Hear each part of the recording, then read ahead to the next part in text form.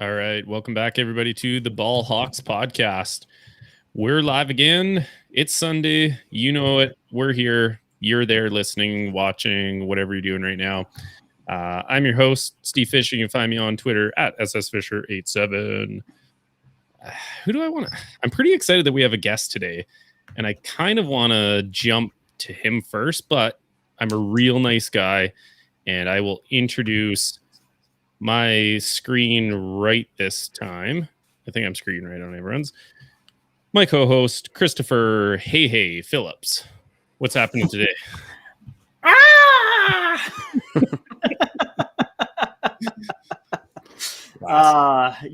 You're welcome for that one.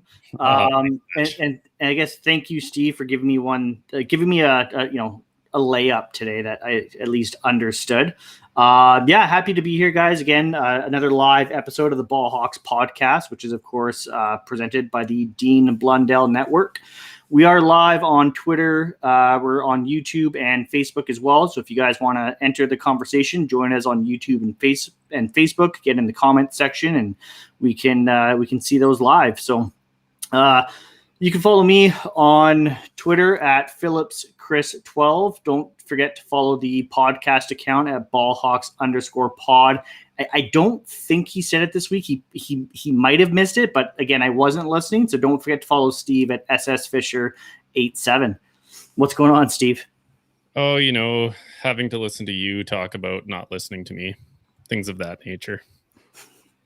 So we have a really special guest today. We've been trying to get him on for quite a while. We're going to get him on Thursday, but like me, he was pouting. It's also 3 hours late in our time zone, so that's kind of understandable, especially when you're upset. We have got Jacob Vogel here with us from First and Goal Podcast. What's happening, Jake? It's good to be here. We've had enough time passing after the Ravens loss, so I don't feel quite as bad, and it was a pretty stress-free Sunday for me, so I'm doing well. How about you guys? It's always a little weird when your team doesn't play on Sunday, but one of the best ones that I saw today, someone tweeted out, it's Sunday, the Ravens aren't playing, and somehow they still managed to ruin my Sunday. And until I read that, I'd kind of forgotten about it all. Not really forgotten about it all, but I kind of moved past it, and I was like, yeah, damn, we still lost this week. Even though we're not playing, we still lost. Yeah. I don't know what's worse, but thanks for joining us. This is gonna be a good time. Steve, how was your weekend? It was, it was great. Yeah.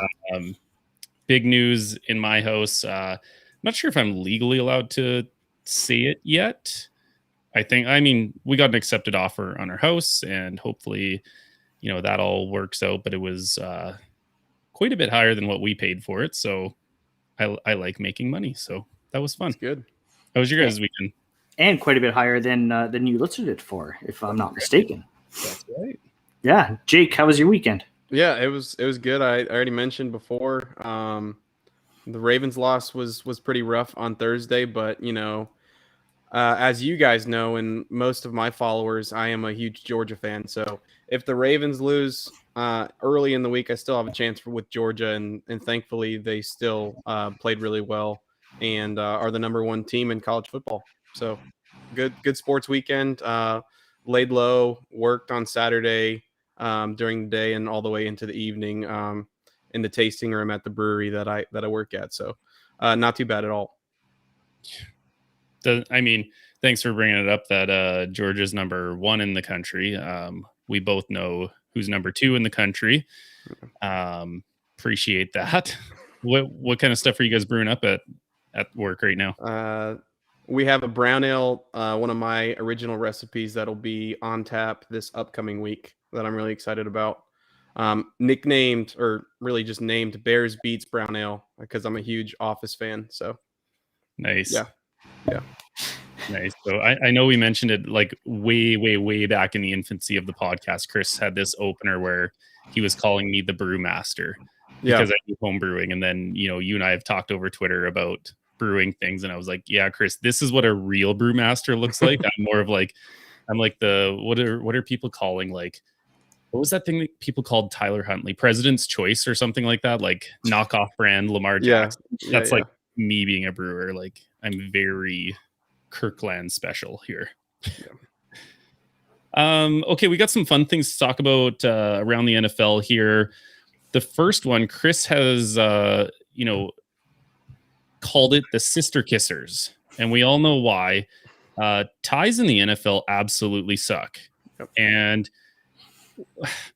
well, I mean, for me, the tie didn't necessarily suck because, we all hate the Steelers here, and they should have just, even with a backup quarterback, they should have destroyed the Lions. But ties in the NFL, can we get rid of them? Is there like a good happy medium, Jake? What do you think? It would be awesome to get rid of them, but I don't know how they're going to do that right now. The competition committee obviously was cool with them, and they don't want to make NFL games longer than they need to be for the safety of players. So I don't think we're going to see anything expanded longer than the 10 minutes that overtime currently is. So who knows? What about like changing the format of it? I know people. Yeah, I do like a format change. I kind of like the way college football does it, because both teams get the fair experience or chance, I should say, to score. It's not just like, oh, you score a touchdown, you win, and the other team doesn't get a shot. I don't really like that, the way that the NFL does it now. So college is much better. Each team starts at the 25. You can score, then the other team has the same chance.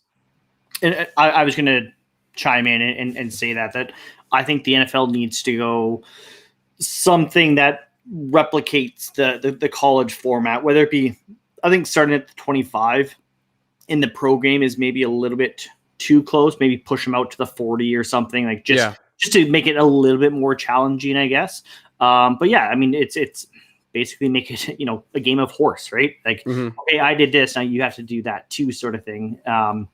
Because the current format just it's not working anymore. And I honestly think that the current format, I mean, we saw the Steelers and the Lions have to play a full extra 10 minutes today, where it's like those, call them mini games in overtime, is probably less damaging on the body than having to play like a full quarter or majority of a quarter of football again. That includes punts and kickoffs and everything else.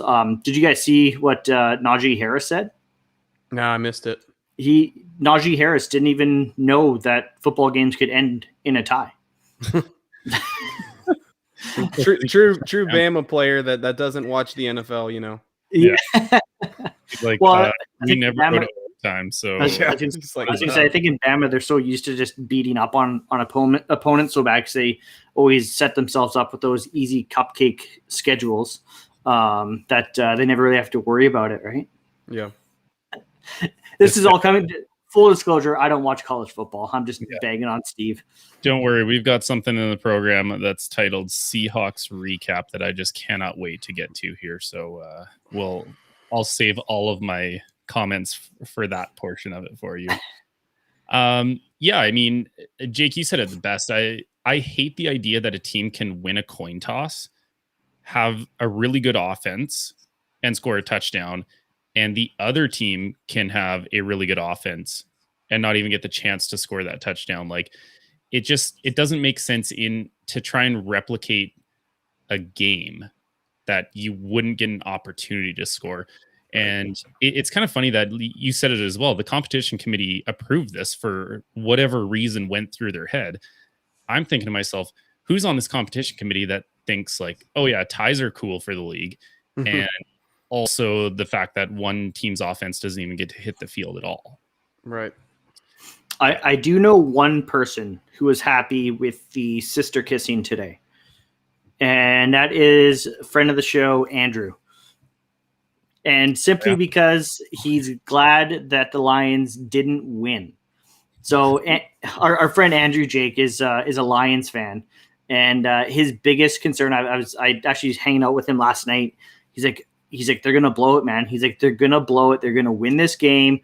no Roethlisberger. He goes, and we're going to lose the first overall draft pick. So today he texted me. He goes, a tie was like literally the perfect outcome that I could have asked for. He's like, now they can't go 0-17, and they still have the best shot at the first overall draft pick. He's like, it's a win-win in my books. Yeah, that is funny. I still think they could win a game or two, and they'll still end up with the first pick because there's not really a team worse than them right now.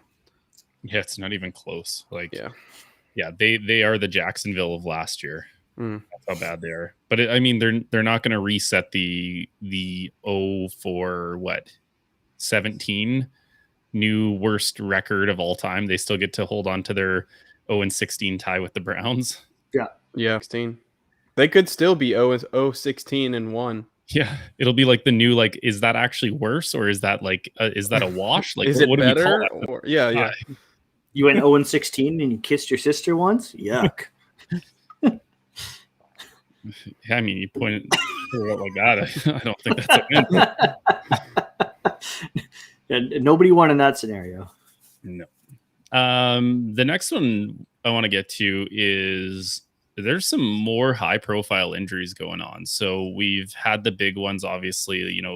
Derrick Henry not too long ago, MVP favorite in my opinion. Earlier in the week, we had Robert Woods, aka Bobby Trees, like Chris likes to call him. Still can't believe he called a grown-ass man Bobby Trees, but that's for him to take up with you. We had Julio go with a little bit of hamstring injury. He's looking like he might not play again. Aaron Jones just went down with what's reportedly an MCL, and then Chase Young might be done with an ACL for the year. So what's going on? Like, maybe it's just this year I'm extra sensitive to injuries, seeing as the Ravens are getting decimated by injuries. But does it not seem to you guys like there's a lot more extra injuries going on that are like catastrophic season enders? I think it's just the guy, like, progressively they're training year round. They're nonstop. They're getting bigger. They're getting faster year after year. And when you're that big and that fast, there's only so much your body can do, and only so much that your body can withstand before something happens, right? And it was confirmed Aaron Jones is an MCL, sprained MCL. So for sure out for probably 3 weeks, could be minimum 3 weeks, could be 8 weeks. Who knows, right? It all depends how his body responds. But that's the thing is that, it's just these guys are so big, and the Washington football team also has probably the worst grass in the entire league. So, I mean, if you saw the Chase Young injury, it was pretty much non-contact. Like, I think the offensive line lineman just touched him when he pulled up and grabbed at his knee. I don't know. What's your take on it, Jake? Yeah, I'm with you. I really agree with the whole kind of evolution of the game and how these guys are getting bigger, faster, stronger. And with that comes added weight. Muscle obviously weighs more than fat. And these guys that are just getting jacked out of their minds are going to end up with more injuries just because of physics. That's going to happen to your body with like just the slightest movement. All of that weight can move to one side, tweak something, because your ligaments aren't going to be as strong as your muscles. And it's unfortunate, but I think that's just going to be pretty common until maybe there's another like revolution in science where they can figure out better ways to prevent them, because I don't know. It is really, really, really bad this year. Do we think that there could be a possible like overtraining as well? Like just not giving the body enough time to rest and recuperate and fully heal from all. I mean, when you work out and you lift weights, you get micro tears, right? That's why you feel it the next day.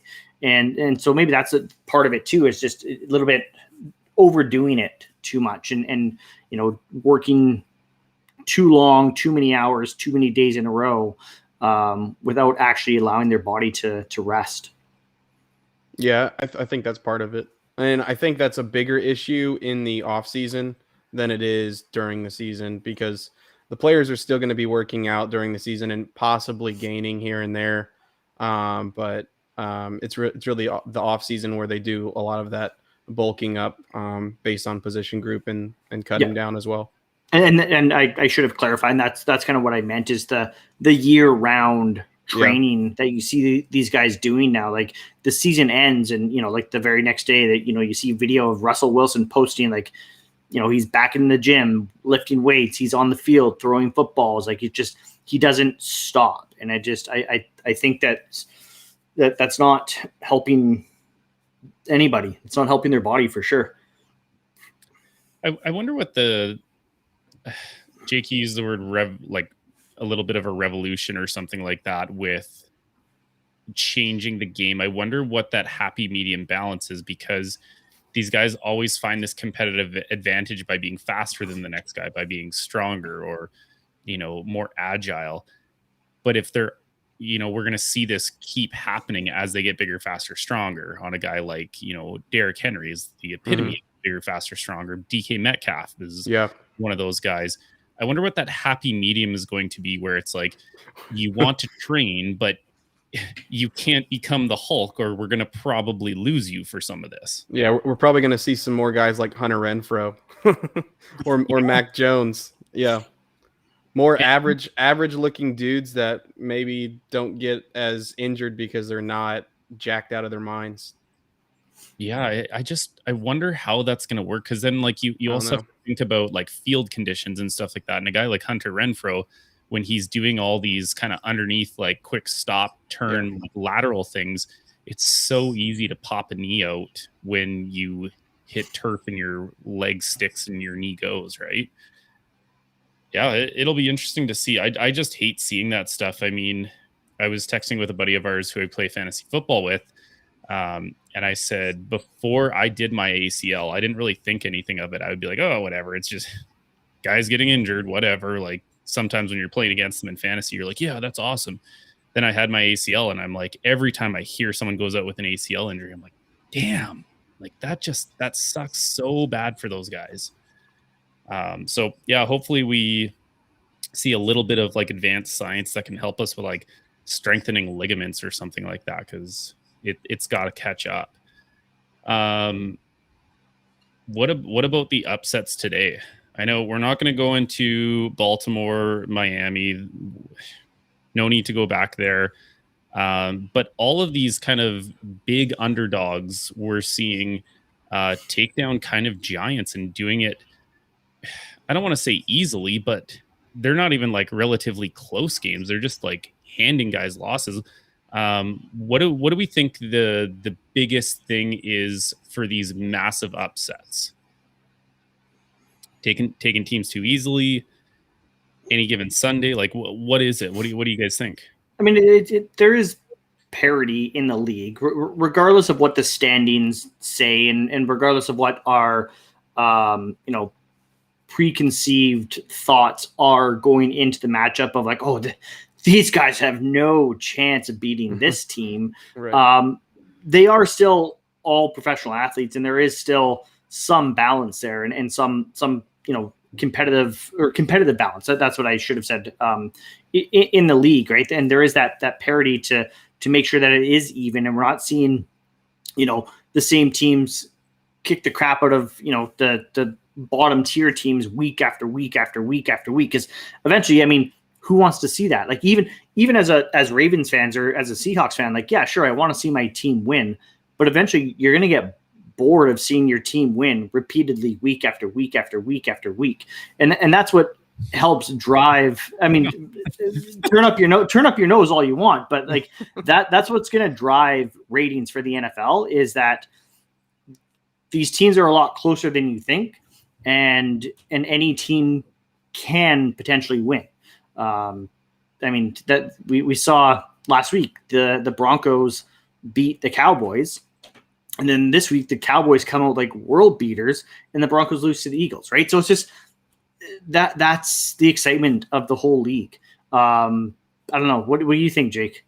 Yeah, I'm with you 100%. It's always been, and I think maybe even more now than ever. The NFL is in any given Sunday type of league, perhaps more than some other sports as well.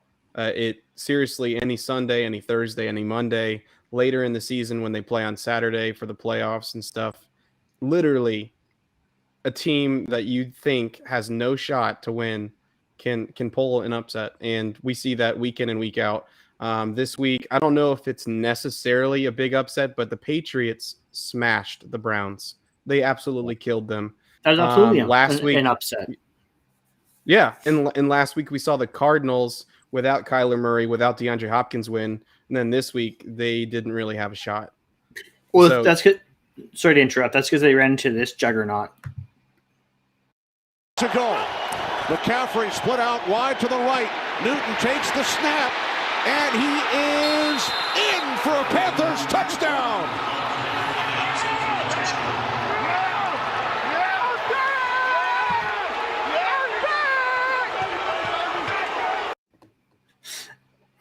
Takes 10 weeks off and forgot that you're not allowed to take your helmet off after scoring a touchdown.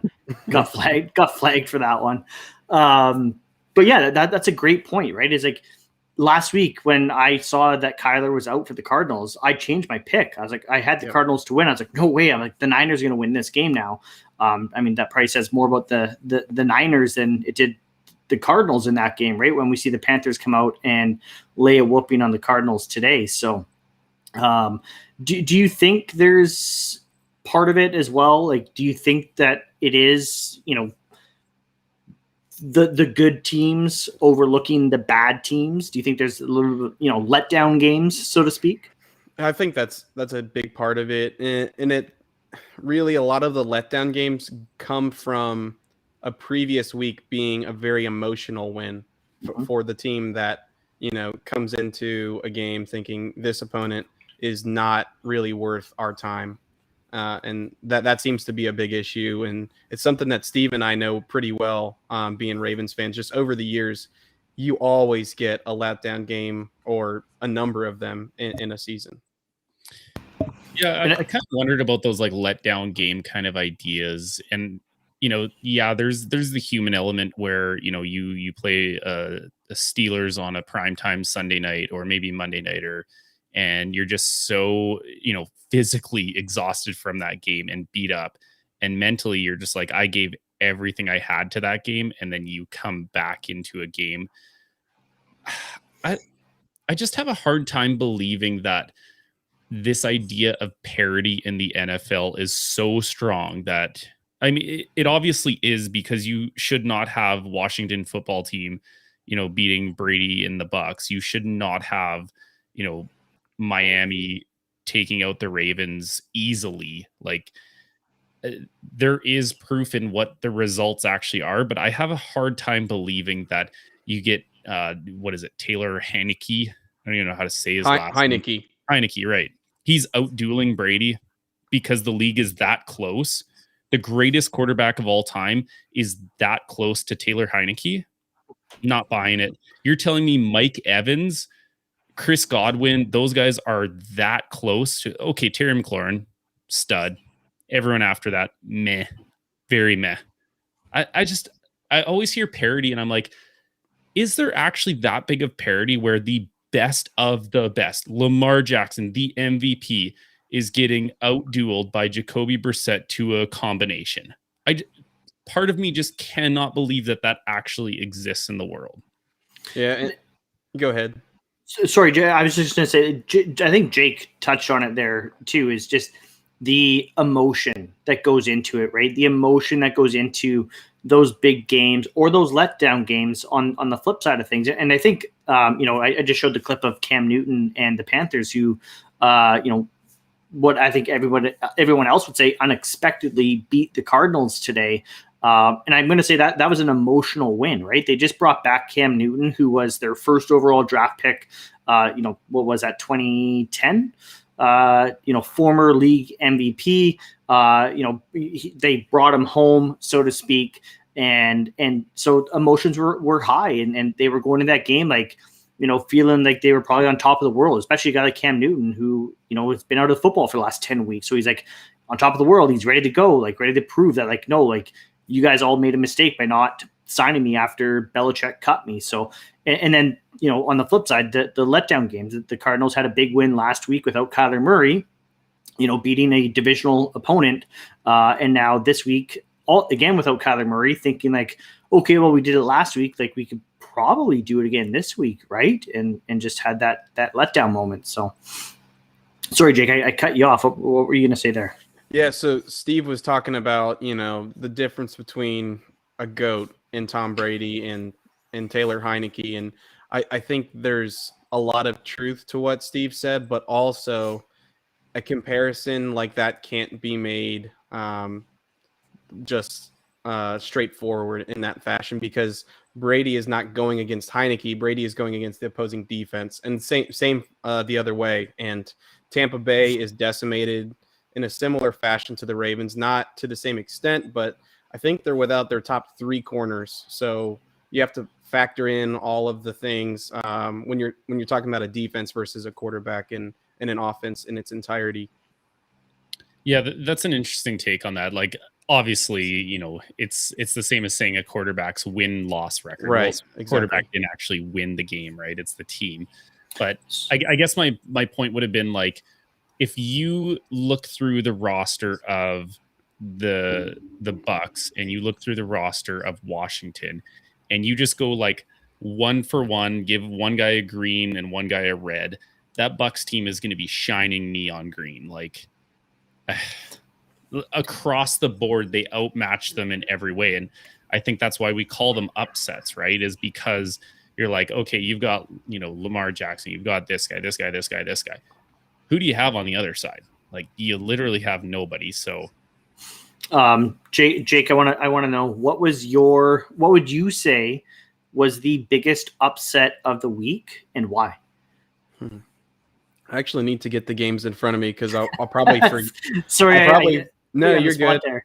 I'll probably forget a really obvious one. Just while I'm looking, I will mention the Patriots-Browns game. I picked Cleveland, but I could definitely see it going either way, especially because the Browns haven't necessarily been great this year. And, Bill Belichick is still one of the greatest head coaches of all time. So I'm going to mention that one. And as I pull these scores up, I will give you the next one. Let's see. Big upset. it's funny that you mentioned the Browns and Patriots one. That's where we were going to go next. So as you're looking at that, are the Pats for real? Are they legitimate right now? Because I think that was their 4th straight win after starting off 1-3. Well coached, very strong defense, good special teams. Mac Jones is playing a lot better than I think people anticipated him to, in kind of like this, I don't want to say hodgepodge team, but it was the first time they've ever really just went out into free agency and be like, oh, we're going to grab you and we'll take you and come on over. Like, you're the next contestant. Yeah. I mean, I haven't watched a lot of Patriots games. I don't catch too many of the 10 a.m. games. I'm usually too busy in the morning with 10 a.m. Yeah, you guys are so funny to me. The West Coast life is different. I don't know it. It's amazing. But I've been too busy on Sunday mornings with my daughter's got swimming lessons and I have to go grocery shopping and just too much going on unless the Seahawks are playing in that 10 a.m. slot. I don't catch too much of those morning games. But yeah, I mean, Mac Jones seems to be, everyone said it on draft day. Like, are you guys really going to let Mac Jones just fall right into Bill Belichick's lap? And he's just going to coach this guy up and have his franchise quarterback again for the next 10 to 15 years.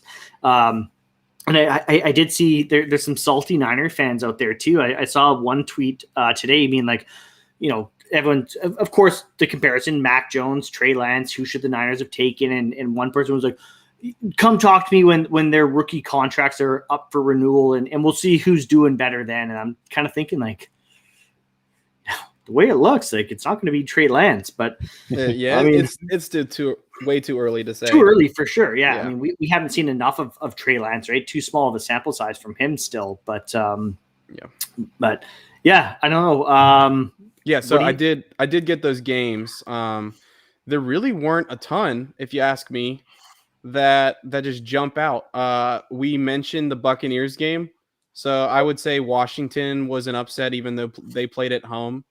And then the other one that kind of stands out is the Vikings beating the Chargers, and that was a pretty close game. So nothing against your game, which we'll get to, but I could very easily see the Packers win, and I predicted that they would. And the other ones don't stand out as upsets. Yeah, I think when you led off with the Patriots beating the Browns, I think that probably is the biggest upset of the week. Rookie quarterback for the Patriots. The Browns were kind of, I don't know, like off-season paper champions. A lot of people are crowning them to be, one of the top tier teams in the AFC this year, and I think they're certainly proving otherwise that they're not. So yeah, I don't know. What do you think? Are the Pats for real? Is Mac Jones the real deal, or? I think they're pretty solid, especially with how their defense plays pretty much good football or even better than that each week. It's crazy.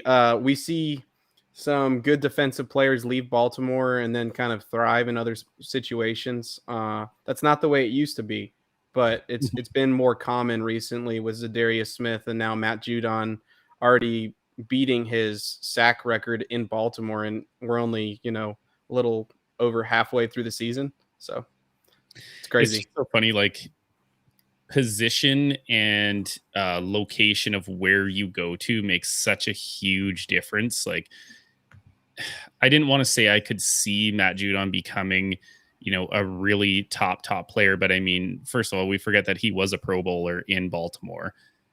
We also love to look at, sack totals are everything, right? Well, Zadarius Smith is a prime example of why you don't just look at sack totals. His pressures were through the roof. Green Bay signed him to, big money. I think it was over $60 million for 3 years. And everyone was sort of scoffing at them like, Zadarius Smith, he only has like 4.5 sacks or something like that. And old Gutekunst was just licking his chops, being like, fine, let him come here because sacks aren't everything.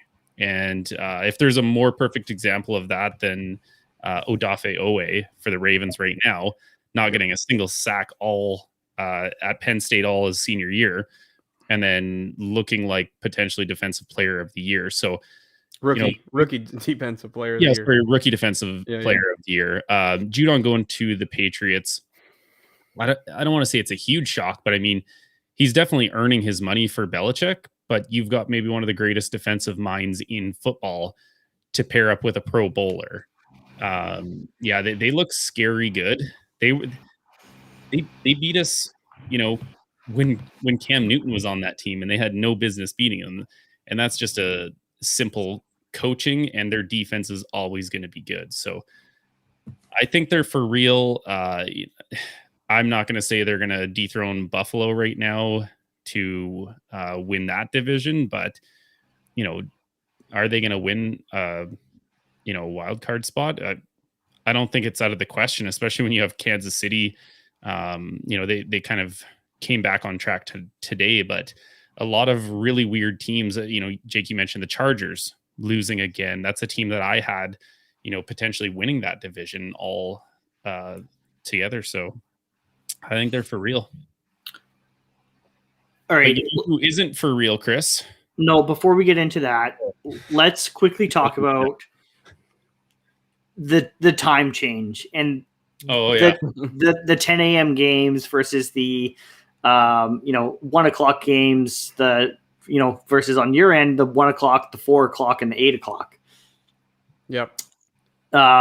You were calling, so on the East Coast, those I guess 4:25 starts, which are the 1:25 starts for us West Coasters. Yeah. Those are your semi primetime games? Yeah, that's what I would call it. So here in the States, It just depends on your location. You normally get 2 1 o'clock games on regular TV, and then one 4 o'clock game, and that's usually 4:25. They also have the 4:05 games. Yeah. And sometimes it can flip the other way based on the Atlanta Falcons, because I'm in Georgia. If they're playing a 4:25, then you'll get that game, and then maybe one more in the 4 o'clock realm, and only one 1 o'clock game. But all that being said, it's kind of prime time because you're getting into the later hours over here, and there's usually only one game on at that time for regular broadcasts. And most people don't have Sunday ticket. Thankfully, I have it here because I got to see my Ravens every week. But with that being said, prime time is 5 o'clock, basically 5 o'clock and onwards on the East Coast, and what you guys have over there is just bizarre to me. That's the 4 o'clock games are happening at 1, which is like the early games here. So it's definitely a different lifestyle, and hard to really wrap around. I mean, get your head around that difference, because of course I would not agree if I was you guys that like a 1:25 game is prime, because no way, because it's way too early in the day. But Right. Your games in the evening are only at 4 something there, right? Yeah, 4:20. Yeah. Yeah. I could understand why you would call, like on the East Coast, why you would call those 4:25 starts. Or it'd be 5. It'd be 5. So sorry about that. Yeah.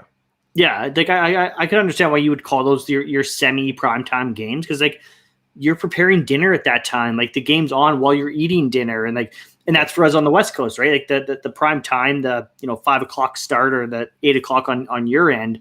That's our prime time, like dinner. Preparing dinner, eating dinner while the game's on. Like I was up at my parents' house tonight for dinner. I'm watching the game while having dinner, and so I get it, but I guess on the West Coast, like, I mean, I've only ever lived on the West Coast, and I love that. Like I wake up Sunday morning. Here's how my day went today. I woke up, made a coffee, turned on my PlayStation, played a little bit of Madden, turned off the game at about 9:30, caught a little bit of the pregame show, watched a little bit of the 10 a.m. game before my wife got home from swimming lessons, went grocery shopping, came back home, made some lunch, watched the 1 o'clock game. Unfortunately, after that was over, went up to my parents' house for dinner, watched that game. So it's like I get to watch football all day long. Right. But I was complaining earlier about how I don't get to watch a lot of the 10 a.m. time slot lately because of swimming lessons and grocery shopping and what have you. So maybe I do need to be on the East Coast so I can get those things done in the morning and spend my entire afternoon watching football. Yeah. Yeah, it's completely different. I'm interested to hear what Steve has to say about it as well. Well, I don't know if I could handle the East Coast. And so after you called it La La Land, I was like, you know what? It kind of is, because if I went to the East Coast and I had to start watching a game at 8:15, 8:20, whatever that is, I would be falling asleep. Like I don't like staying up late. So we thank you for staying up late, especially you have goofs that are like, hey, you want to come, podcast after the prime time game? And you're like, right, dude, that's gonna be the next day. I don't know if I could. Yeah, I literally don't know if I could handle the East Coast time zone, especially for like nerves as well. Like when I wake up, you're making breakfast, you're getting your kids ready, stuff like that. You don't have time to get nervous before those early games, as I like to call them, the 10 a.m. or in your case, the 1 p.m. starts. It's just there. You wake up and you're like, okay, what am I going to do for 3 hours, 4 hours while like this nervous energy gets out of me? So yeah, I don't know. Like I feel like I should know this as a history teacher, but I feel like there's way more people on the East Coast of the, continent as a whole. But I feel like the schedules were made for West Coast. I don't know. No? I feel like I'm not debating the population. I know California has a huge population, but overall, I would say there's larger pockets of people on the East Coast. And really the scheduling lends itself to being an East Coast thing, because you think about big cities, New York, obviously, and when you're thinking about football, it would be like ludicrous to think, okay, we're going to go to the NFL game. It's at 10 a.m. Like that's not how it works. That is not how it works. These NFL games start at 1 p.m. here on the East Coast, and the teams that are on the East Coast play at that time because it makes sense. Even college football, they play a little bit earlier. That first time slot's 12 p.m. here on the East Coast, and that also makes sense. But when you're getting into the morning hours, it clearly doesn't blend with the normal schedule of a football team. So I think that's kind of how it started. New York, that whole area, that market is kind of what drives the whole thing. But then if California is big with media and everything, so you get that. Yeah, you get the whole West Coast timing as well.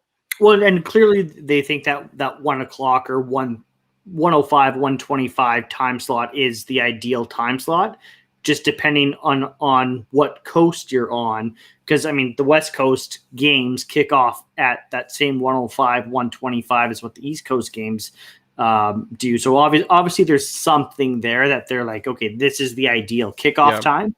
But, like, I guess one last question about it is, sorry to bring it up, guys, the Thursday night game.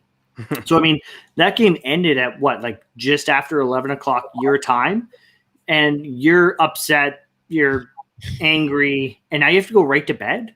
Yeah, that's the way it works here.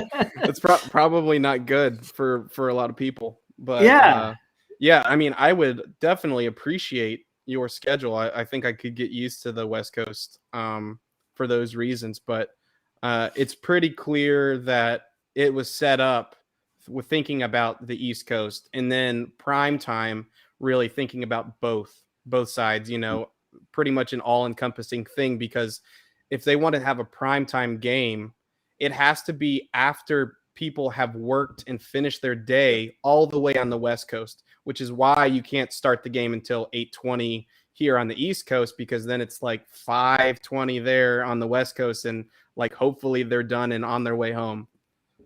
Yeah, that makes a lot of sense. It's almost like they made the schedule with the players in mind on the East Coast. Right. Like from a viewer standpoint, I prefer the West Coast schedule. It makes a lot more sense. I mean, loss or win, there's been some big overtime, games. I'm thinking of like, that big Cleveland game that was Sunday night game last year. All the years blend together now. And it's 8:30 p.m. my time, and I'm jacked up after a win. I'm like, I'm not going to bed tonight. And then I think of people on the East Coast, and I'm like, well, I mean, they're not going to bed tonight because it's already the morning, but you're not even going to bed like at all in the morning because you're just way too jacked up on it. Yeah. That's funny. Well, Chris, let's ruin your day now. So how did the Seahawks do today? I heard there was something involving a bagel boy. Is that true? That's a goose egg, a bagel boy, I don't know what you want to call it, but that is zilch. Yeah, the Seahawks stayed in Seattle, I think, and I don't know who that was out on the field wearing the Seahawks jerseys, but first shutout in Russell Wilson's career. Oh, last time the Seahawks were shut out was back in 2011. I think it was. They flashed a graphic up on the screen today during the game. I can't remember if it was like September 2011 or December 2011 or I don't know. Either way, 2011. So the season before they drafted Russell Wilson. So yeah, that's his first shutout in his at least professional career. I don't know if he got shut out at all in college. I think shutouts in college are probably even more rare than they are in the NFL, though. The Seahawks have not won in Lambeau since 1999, and it looks like that streak is continuing. Funny. Yeah, it was. I don't know. Like there's a lot of people on Seahawks Twitter saying like, oh, they shouldn't have played Russell Wilson and he wasn't ready to come back yet. And he's still not healthy enough and he's rusty and he's this and he's that and blah, blah, blah, blah, blah, blah, blah. And I'm like, okay, yeah, but like the offensive line still didn't protect well enough to give him time to throw the ball. So like, sure, throw Geno Smith back there, but he's also not going to have enough time to throw the ball. So like Seahawks fans, like relax, calm down, chill out. Like we're not having a quarterback controversy here. Like this is Russell Wilson's team. It's not Geno Smith's team. Like sure, Geno looked okay these last 3 weeks. But the Packers brought the pressure today and the Seahawks could not withstand the pressure. Dwayne Brown, who has been, like very, very steady in that left tackle position, he didn't play well today. Damian Lewis didn't play well today. Gabe Jackson, who's been super steady all season, didn't play well today. So like, don't create something out of nothing. And this is Russell Wilson's team. And if Russell Wilson, again, this offseason tries to force his hand and force his way out of Seattle, well, I hope all of you Seahawks fans have enjoyed these last 10 years with Russell Wilson, because we're not going to get this again for a very long time. It's not very often that you fall into these franchise quarterbacks like a Russell Wilson. So stop trying to create a quarterback controversy, because it's not there. It's non-existent. Russell's our guy. And if he's healthy, you play him. And I don't want to hear like, oh, well, like maybe he wasn't healthy. Like, yeah, sure, he missed some throws today, but he also had a bandage on his middle finger on his throwing hand. So was it affecting things? Maybe, probably, who knows? Like nobody's going to come out one way or the other to say like, yes, it was affecting him or it wasn't, but he made some uncharacteristically high throws, throwing right over top of Tyler Lockett, which you don't see Russ do those things. So I do think having, especially because it is his middle finger, having that finger affected was affecting his throws today. I'm still gonna, if I'm the Seahawks, and again, I don't have a card in this game. I don't really care what they do if they win or lose. If I'm the Seahawks, 50% Russell Wilson starts over 100% Geno Smith. I will take the upside of 50% Russell Wilson than 100% Geno Smith. Jake, how many top tier, like game-changing franchise quarterbacks have the Ravens had in their history? One. Yeah, Chris? one. Seattle? One. Like when we say that team, like these kind of players don't fall into your lap. Green Bay it's ironic they're playing Green Bay because Green Bay just turns them over seamlessly. It just doesn't happen. And so like, yeah, stop making that controversy and just allow Russ to be a franchise quarterback. They don't happen.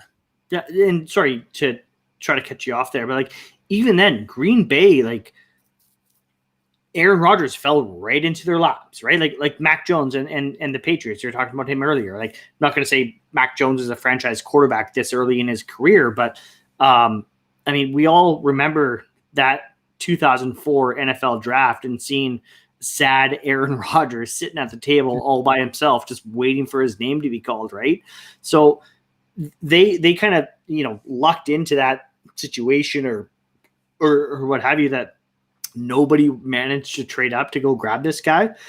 But I don't know. Seeing that crap on Twitter just pisses me off. Like, just stop trying to create this false narrative. Like, I saw some people calling for Geno for the Seahawks to bench Russ and put Geno in. I'm just like, I mostly avoid, like, I'm usually quite active on Twitter during a Seahawks game. I was pretty quiet today because I was avoiding it, because I was seeing that stuff and I was just like, I don't need to get into a Twitter argument over something so meaningless that, like, I mean, Steve, you can relate. We're longtime suffering Canucks fans, and we remember the Roberto Luongo, multiple goalie controversies with Corey Schneider and Eddie Lack and what have you, and his backup goalies, right?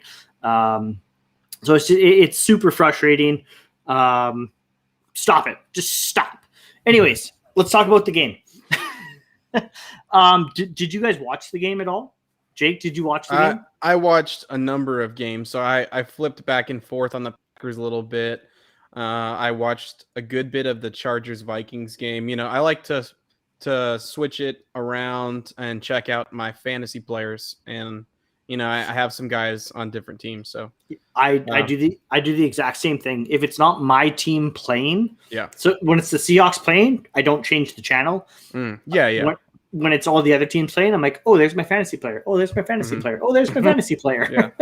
You guys ever do it where you watch your fantasy player, but if there's a game on and it's the fantasy players you're playing against, you have to turn it off because every snap is a potential loss of points? You ever do it the opposite way like that? No. It depends. Sometimes I'll still watch a game that has players I'm going against, and then during that game I'm just rooting for those guys to do poorly. Yeah. Just instead of just like flipping it off, like and not watching that particular game. Wait, I think I just came up with a multi-million-dollar idea, and I hope Roger Goodell's listening.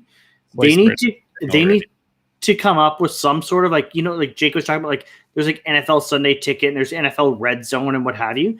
They need to come up with some sort of like streaming or like automatic on-demand service where you can like input your fantasy football roster and it just automatically like flips the screen to how your fantasy guys are doing.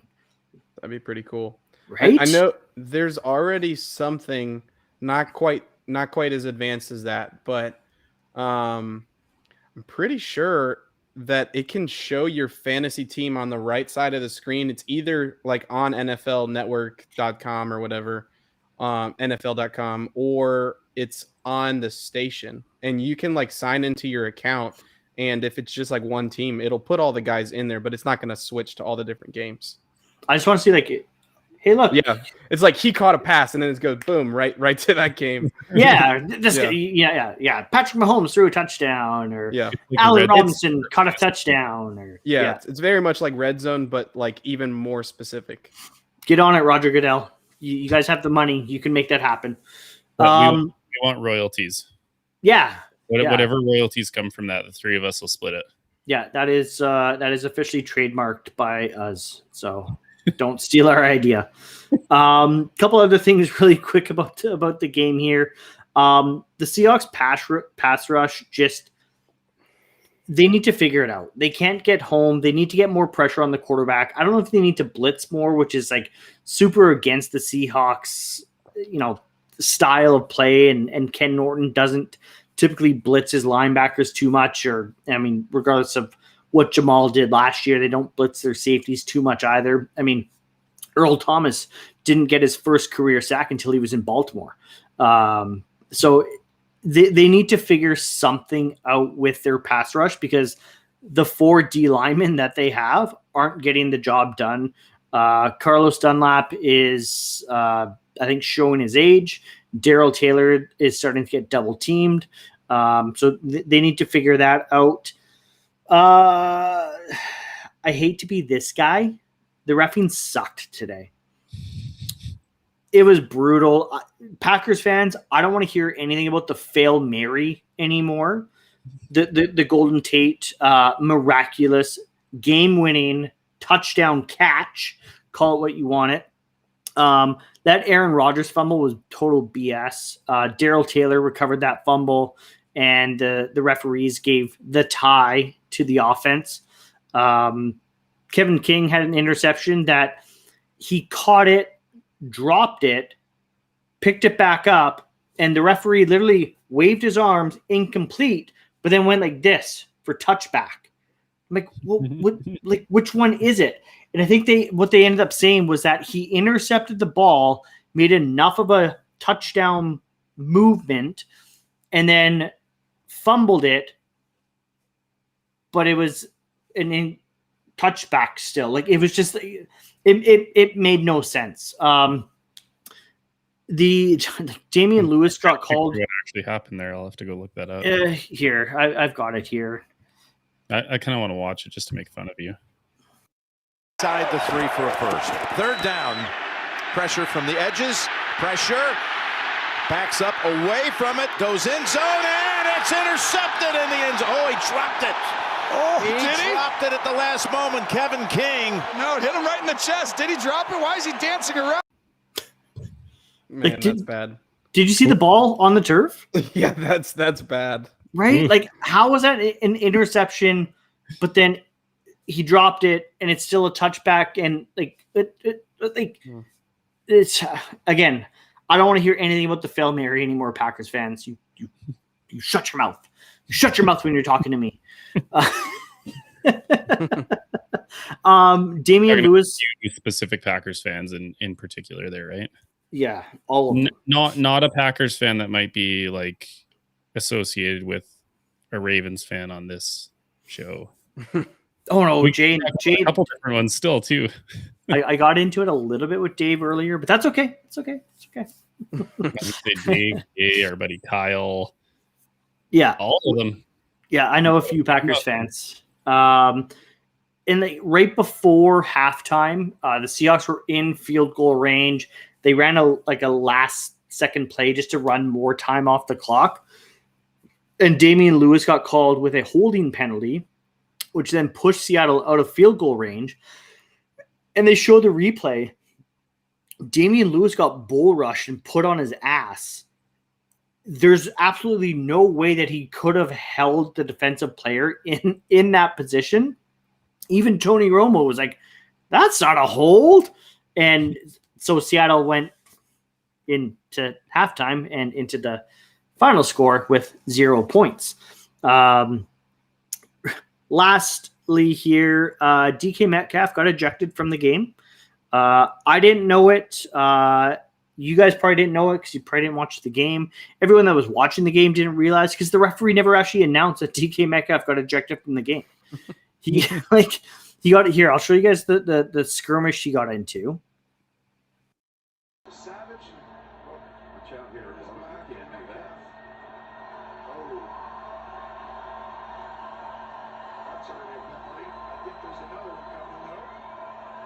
Yeah, was he done with that? No, he's not.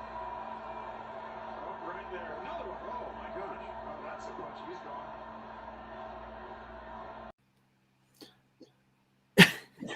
So Steve and I were talking about this a little bit beforehand, and DK Metcalf needs to stop worrying about being the biggest guy on the field and just be the biggest guy on the field.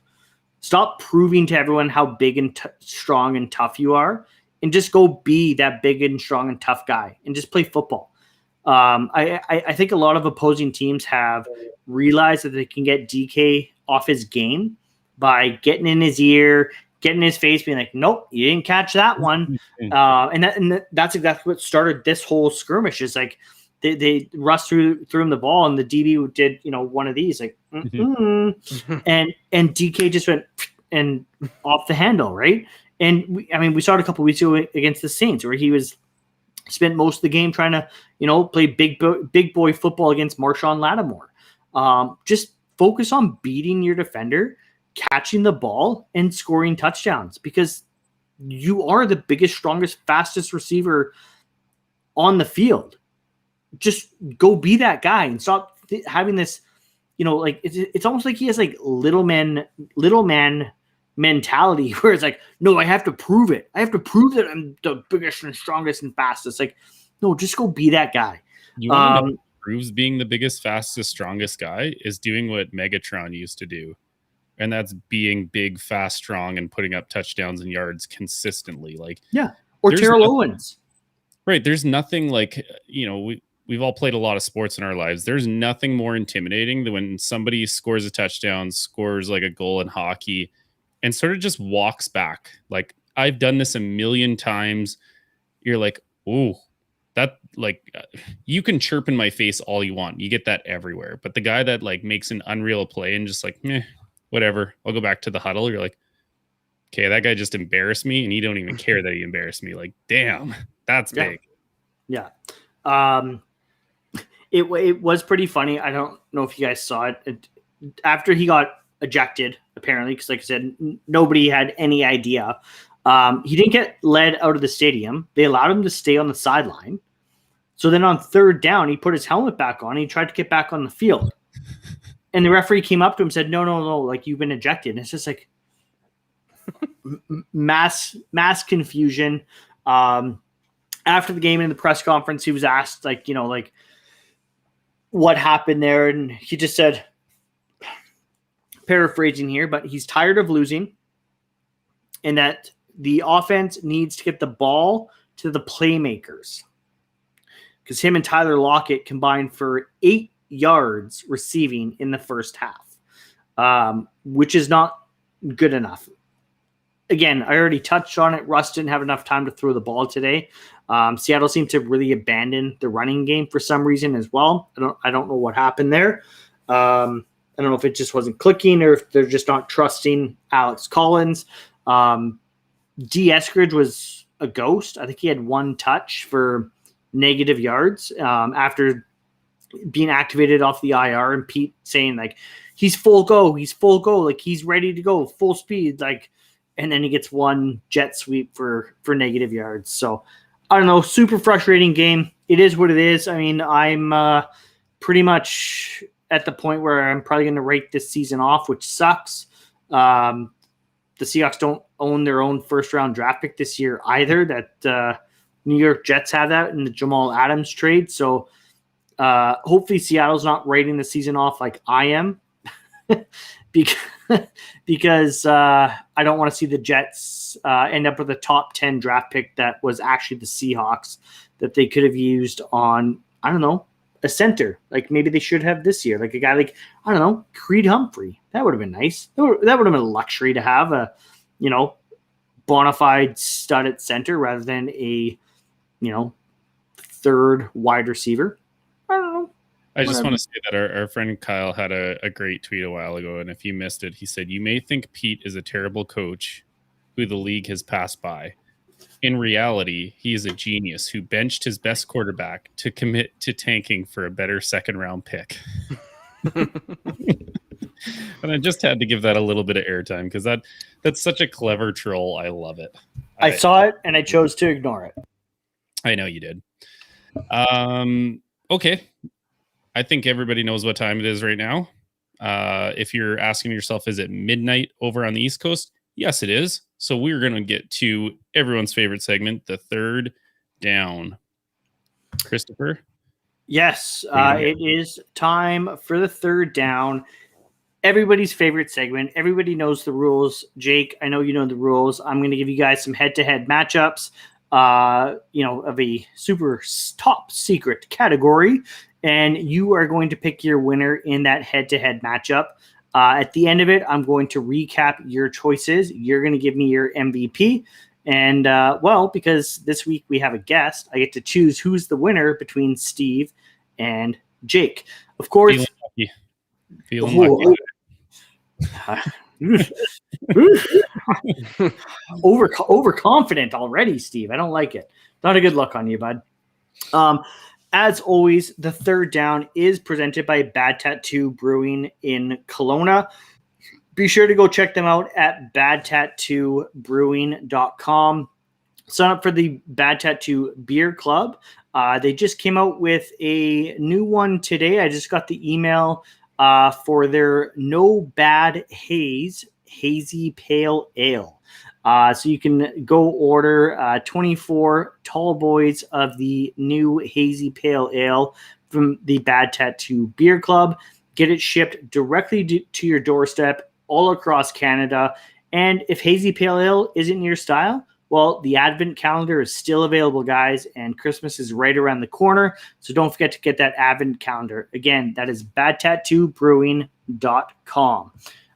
This week, guys, for the third down battle, I mean, Steve and I went to Bad Tattoo Kelowna a couple weeks ago. We had some really, really delicious pizza. And I thought, why not do a head-to-head matchup of the pizza battle? So, Steve, Jake, I have to ask. I know it's late, Jake, but are you ready? Let's do it. Steve, are you ready? Yeah, just before that, Jake, when you make your way up to Canada here, you're going to come to Kelowna and we're going to take you down to Bad Tattoo, enjoy their pizza, enjoy their beer. I had to show you this one. I've been saving this one. We got ourselves. I know you've been listening to us, but I've been hammering this stuff. Yeah, there we go. This whole month, I just can't get enough of it. Chocolate peanut butter porter. If you still haven't got yours, make sure you get yours. But when you come up to Kelowna, Jake, we're gonna hook you up with some Bad Tattoo stuff so you can take home for sure.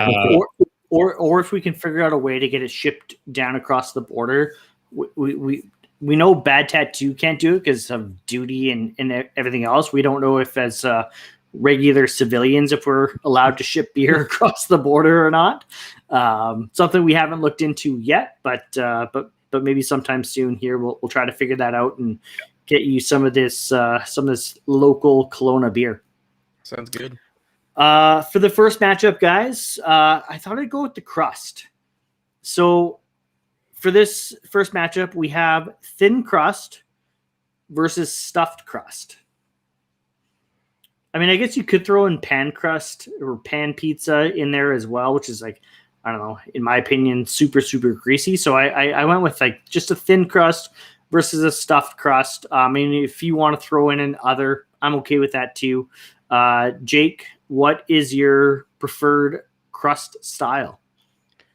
I need more detail on what thin crust is in this particular scenario. Is thin crust like your local chains? Do you guys have like Papa John's, Pizza Hut, Domino's, like that kind of thing? Or are we just talking about in general, you can go anywhere in the world? The best pizza I ever had was in Pompeii. I've only done the overseas thing once. I did pizza in Rome as well, and it is thinner there, but I don't know if that's what we're talking about, thin crust, or if we're talking about your chain, and then my answer will differ. God damn it. First question, he's asking for stipulations, hey? Yeah. Get him. I mean, whatever, like, I guess when we went to Bad Tattoo, I would call that more of a thinner crust, like kind of crispier, a little crunchy, like a little bit like, yeah, if you want to go with like the chain franchise thin crust, I'm okay with that. If you want to be like, no, the pizza I had in Pompeii was a thin crust and it was better too. Like, I mean, we all know what stuffed crust is, thin or pan or even home style. Thin crust is just, the thinner style, like almost like I don't want to say homemade, but like, yeah, like more of that. Like I would call it probably the European style. Yeah. So European style is my favorite. If that's what we're talking about, thin crust, yes, 100%. Like it is a brick oven. You know, it could be wood burning fire. That is ideal. That also coal fired pizza is very good too. It's very similar to the wood burning, but that would be my answer. Stuffed crust comes below that, and then pan pizza, like you mentioned, is pretty greasy. It can be good, but it's pretty greasy as well. So yeah. Do you guys remember? I can remember how long ago it was where like didn't Pizza Hut have like hot dogs in their crust? Like I think they did something crazy like that. 5 years. It's probably even longer than 5 years ago. And like, here's hot dogs in their crust and like this special mustard dip. And yeah, I mean, I tried it. Like, so it's not like I'm super judgmental of Pizza Hut, but I definitely tried it. And I would call the pizza at Bad Tattoo like more of that European, like Forno brick oven style pizza. Steve, what's your choice? Yeah, I'm not a fan of stuffed crust at all. I don't really like crust on a pizza. Maybe that's why my daughter eats all the good stuff and then just kind of chucks the crust away as well. So when you have like a thinner kind of European style with the crust, I really like that. I don't like dipping my pizza in like, ranches and stuff like that. So maybe that's where I've not liked that stuff or like thicker crust style pizza. I also like a little bit of like char on the bottom, not burnt, but it's got like a nice like char that kind of like contrasts like all the sweet and richness of your toppings and cheese. So yeah, I would definitely go with thin crust as well. Yeah. There's a pizza place right by my work that they put sesame seeds on their crust.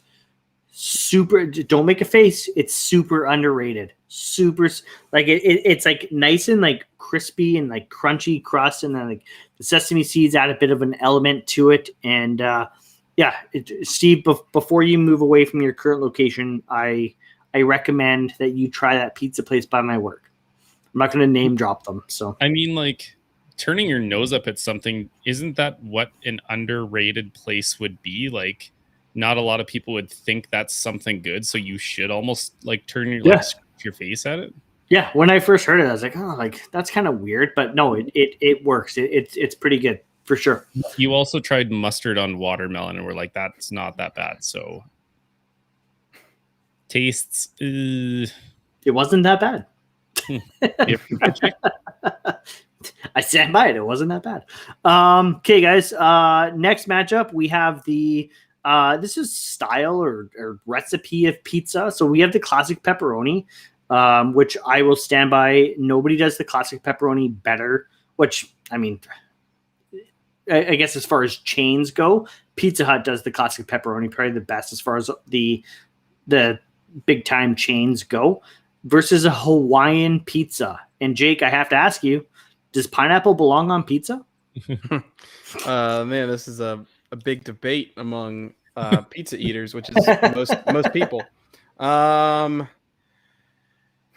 it really depends on the place. It can be good, but I know it's not super common that the majority of people like it. It's very divisive to say that you like pineapple on pizza. So that would not be my choice out of the two. I love a classic pepperoni. So that's what I'm going to go with here. But a Hawaiian pizza done the right way can still be pretty tasty.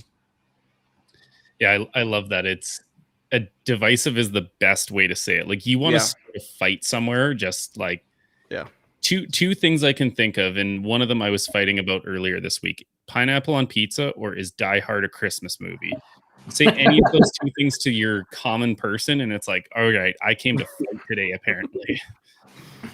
Okay, I'm going to show my cards here. I think pineapple belongs on pizza, and not only belongs, it needs to be on pizza. You have to have contrasting flavors. Chris doesn't understand this because he's got a palate of a child, but you get that nice sweetness from a pineapple. Whenever you have pineapple on a pizza, you got to go with something like a feta cheese on there to like contrast it with that like nice saltiness. It is the pizza I will go to 99% of the time. Ham and pineapple, chuck some feta on there. Chef's kiss. Chef's kiss it. Have you ever done the jalapeno, or like you have to have a little spice contrast too with that sweetness of the pineapple? I have not had that, but it sounds like it really works. Yeah. So not like mustard on watermelon, but one of my favorite pizzas is it's from Boston Pizza, which I think down in the States. I don't know if it reaches as far south, but Boston's Place. Yeah, I think down in I know they have one in Washington. It's called Boston's Place instead of Boston's Pizza or whatever. Is the tropical chicken pizza. So instead of a pizza sauce, it's an Alfredo base. It's got spicy chicken, bacon, and pineapple on it, and that is one of my all-time favorite pizzas. I don't order it enough because Boston Pizza is just outrageously priced, especially when I'm trying to feed a family of 4. So usually when it's pizza night, it's like, nope, sorry, we're not doing Boston Pizza, kids. Have you ever done pepperoni with pineapple? Yep, I have. It's good. It's a good combo. Yep. Yeah, it's good. Yeah, it definitely works. Again, kind of like not so much like the spicy jalapeno, but like just that like sweet and savory combination that kind of goes hand in hand. Mhm. The next matchup, we have the don't put this on my pizza matchup. And I already know what Steve's answer is going to be, but I'm going to throw it out there anyways. So we have mushrooms versus anchovies. And I had a couple different options here. I had like olives, I had onions, I had shrimp. I think shrimp on pizza is absolutely disgusting. Onions I can handle. I didn't include olives because I know Steve will eat olives on his pizza. My personal preference, I don't like them, but if they're there, I'll eat them.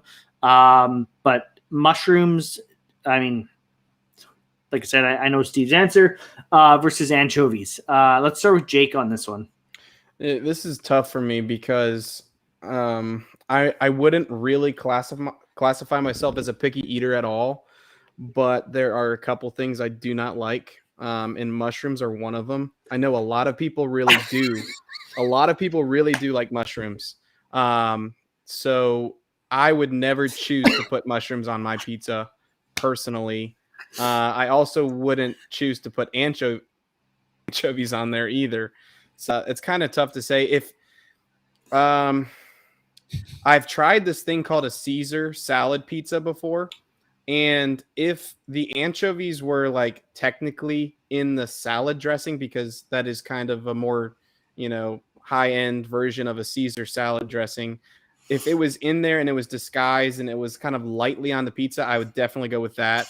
But just straight up anchovies versus mushrooms, I can stomach mushrooms on a pizza. I've had to do it before. When my wife and I were just dating, I went to this restaurant with her mom after a play that my wife was a part of, and oddly enough, Glenda, that's her mom's name, ordered a hamburger pizza with extra mushrooms, and I just sat there and took it like a champ, and I ate the pizza with just like so many mushrooms on there. But I would never choose to do that. So I guess my answer is complicated, but that's kind of what it is. So is your answer mushrooms or anchovies? I don't know. I said no mushrooms, but I can eat it. I said no anchovies unless it's in a dressing. So I think mushrooms is the answer then. Yeah, we'll just go with mushrooms. I don't know. Okay. I don't know. You gave me a lose proposition. I did. Jake, Okay. did we just become best friends? Yep, we did. I think you guys did. Not only were you speaking my language to a T, mushrooms do not belong on pizza, but then you threw out the caveat story there that changed it. Like, we're actually best friends. So my mother-in-law loves mushrooms on pizza as well.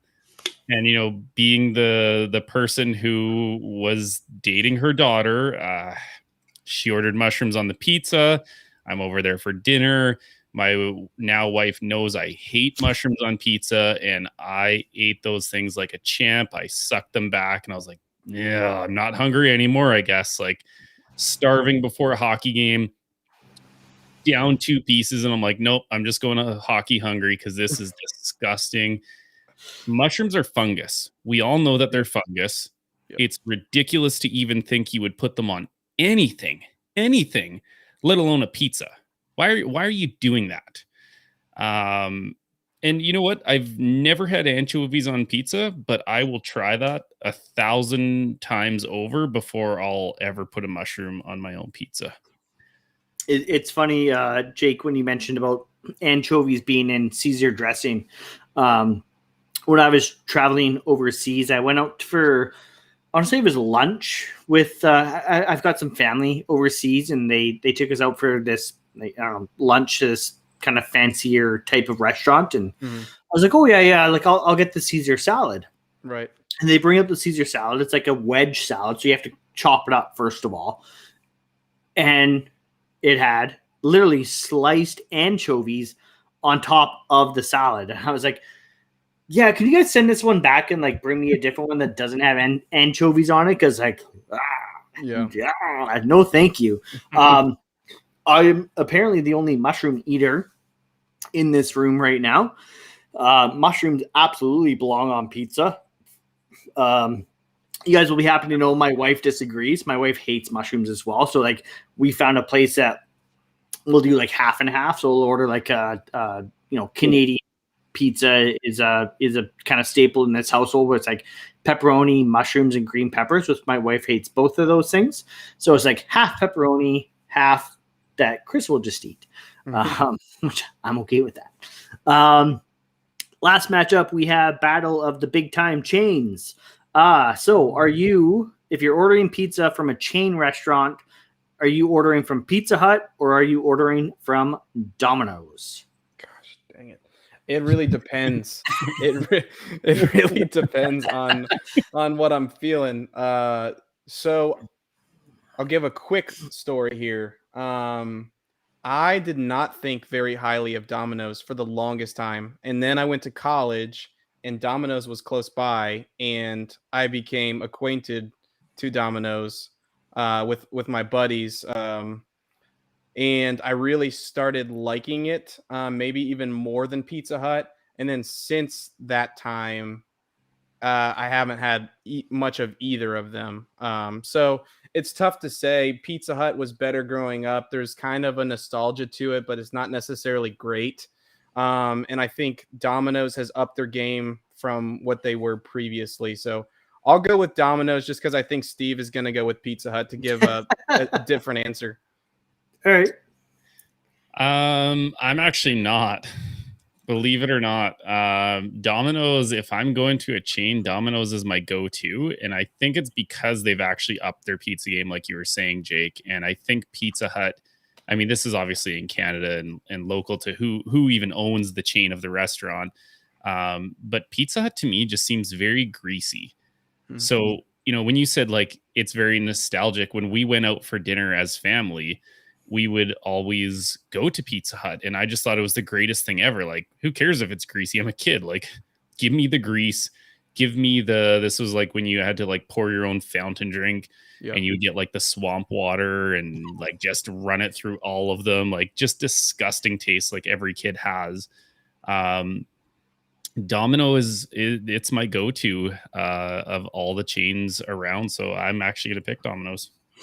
How much of that answer goes into like Domino's is not really a sit down establishment, and Pizza Hut, growing up definitely was more of that. And they still have places that you can sit down and eat. And it's a little bit more welcoming in that way. See, back home up here in where we are in Kelowna, there's no sit down Pizza Hut restaurants anymore. They're all takeout. I mean, COVID's a huge part of that too, but I don't know if that's just. I love driving by the old Pizza Hut places. There's one actually out by where Steve lives, and you can tell it's the old Pizza Hut because it's got the classic design, like the I don't know, what is it, the hat, the hat roof, yeah, exactly, right. But yeah, and that Pizza Hut used to be mine and my wife's go-to place. But then we were just like, every time I ate it, I felt like crap. So I was like, I can't keep eating Pizza Hut pizza even when we order it now, I don't order pan pizza anymore. I order either home style or thin crust. My daughter really, really bad. My daughter's birthday is coming up and she's got her birthday party next week. And she goes, Mom, can you order me the pizza with the cheese in the crust? And my wife's like, first of all, no, I'm not ordering that for all of you and your friends because that's too expensive. But I'll order that for our family one night. I'm like, oh, God damn it. I have to eat Pizza Hut again soon. That means, but at least I can order the classic pepperoni that nobody does better than Pizza Hut. Okay, guys. I mean, I think you did just become best friends, because you have so many similar answers, and it's no wonder you guys cheer for the same football team. Right. Ravens fans just know pizza better. That's apparently. So your recaps here, you both chose thin crust pizza. You both chose mushrooms over anchovies as much as you hate them. You both chose Domino's over Pizza Hut. So the deciding factor was Jake chose pepperoni pizza and Steve chose the Hawaiian pizza. Now, I do agree that pineapple does belong on pizza. However, you cannot beat that classic pepperoni, Steve. And therefore, this week, our guest, Jake Vogel, gets the first down. Move those chains. Move those chains. All right. If I was going to lose to somebody, at least it's somebody with really good taste. So I'll accept that one. And the fact that he made Chris say mushrooms suck. I didn't. Nope. Well, you could have had to because, that was the consensus of the podcast. So you heard it here first. I wish I had a mushroom. Actually, no, that's not true. I would never eat a raw mushrooms are disgusting. I only want your cooked mushrooms. My wife is getting our kids to eat, their vegetables and stuff like that. And she loves mushrooms as well.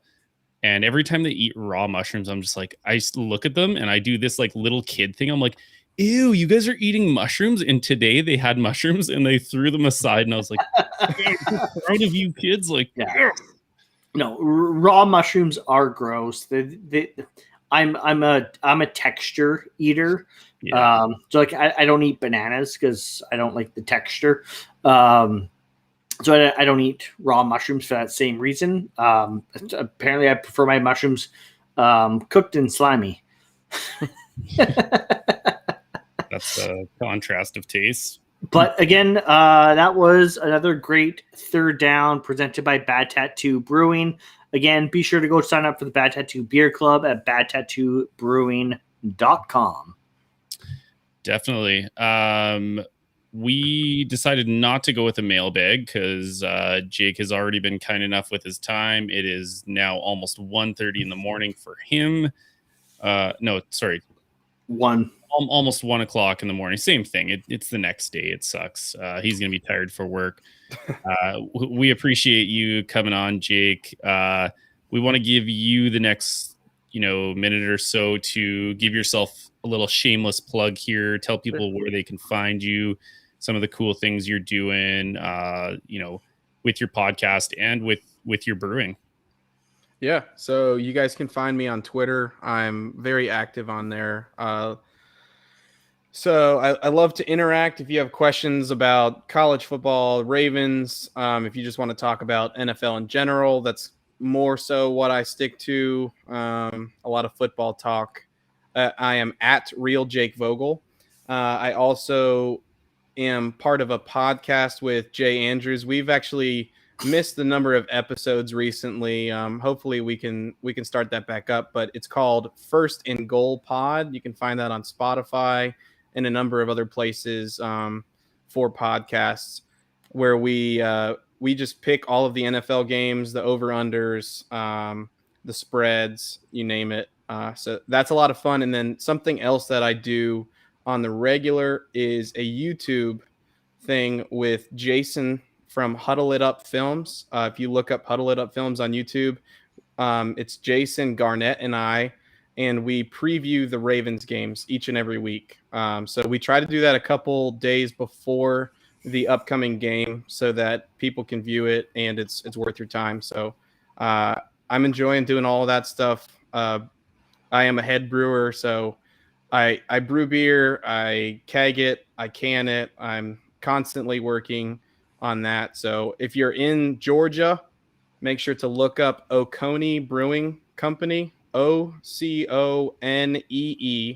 Brewing Company. It's named after the lake, one of the biggest lakes in Georgia. So there's a lot of fun to be had if you come visit Greensboro, Georgia. Yeah, I know we've talked about it before. It's on my bucket list of, that whole southern kind of trip, and I'll be sure to go check that out. Definitely. Yeah, Jake is one of my favorite Twitter followers, and obviously, or else we wouldn't have him on as a guest. Knows a lot about football, loves chatting beer, just a really good person. Appreciate having you on. But as always, I'm going to give the last words to you, Christopher. Yeah, guys. Thank you, everyone, for listening, for tuning in live. This has, of course, been another episode of the Ball Hawks podcast presented by the Dean Blundell Network. Jake, really, really thankful for you joining us. I know it's late at night on the East Coast there, something that us West Coast guys don't understand. But we really do appreciate it. And, if Steve and I are ever down south, we're definitely going to come hit you up and check out that beer. And I mean, like Steve said, I mean, if it wasn't for this podcast, I would have never encountered Jacob Vogel. And I'm super happy that I have. We've had a lot of good interactions on Twitter, just about football in general, not just the Ravens, like Jake said. So thank you again for joining us. Really thankful for that. Guys, go check us out on all of the social medias at ballhawks_pod. And as always, unfortunately, go Hawks.